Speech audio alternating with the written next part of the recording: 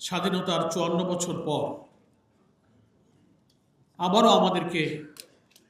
শহীদ বুদ্ধিজীবী দিবস পালন করতে হচ্ছে, যে দিবসে বাংলাদেশের মেধাবী শিক্ষক,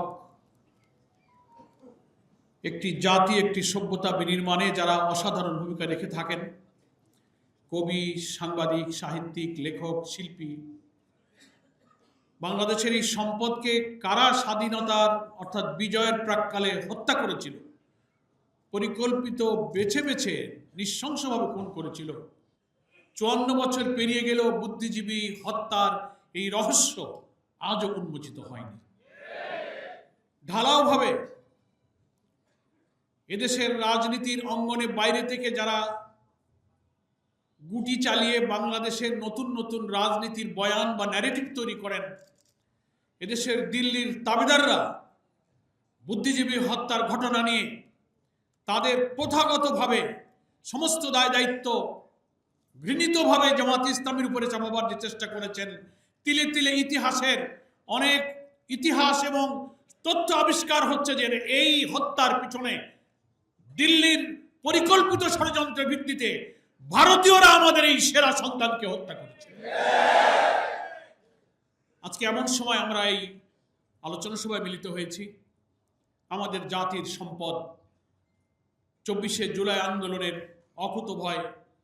মৃত্যুঞ্জয়ী যোদ্ধা শহীদ ওসমান হাদিকে হত্যার উদ্দেশ্যে নির্ভুল টার্গেট করে যেভাবে গুলি করা হয়েছে, ঠিক নির্বাচনের তফসিল ঘোষণার পরের দিন এই হত্যাকাণ্ড বা হত্যাকাণ্ডের উদ্দেশ্যে এই আক্রমণ দেশ জুড়ে নির্বাচন বানচাল করে একটা অরাজক অস্থিতিশীল পরিস্থিতি সৃষ্টি করার জন্য কিছুদিন থেকেই বাংলাদেশের এক শ্রেণীর সাংবাদিক, এক শ্রেণীর সুশীল নামের দিল্লির তাবেদাররা টক শোতে, লেখনীতে এমন পরিস্থিতি তৈরি করেছে মনে হচ্ছে আওয়ামী লীগ না আসলে ইলেকশনটা হবে না। কি করে ইনক্লুসিভ ইলেকশনের নামে, রিফাইন ইলেকশনের নামে আওয়ামী লীগকে ইলেকশনে আনা যাবে, ফ্যাসিবাদের দোসর জাতীয় পার্টিকে জোড়াতালি দিয়ে ইলেকশনে আনা যাবে, তার পক্ষে এক শ্রেণীর বুদ্ধিজীবীরা বয়ান তৈরি করতে চেষ্টা করেছে। ঠিক সেই সময় হাদির উপরে গুলি করা হয়েছে। সংগ্রামী দেশবাসী, এমন সময় হাদিকে গুলি করা হয়েছে ঠিক কিছুদিন ধরে নির্বাচন তফসিল ঘোষণা হবে,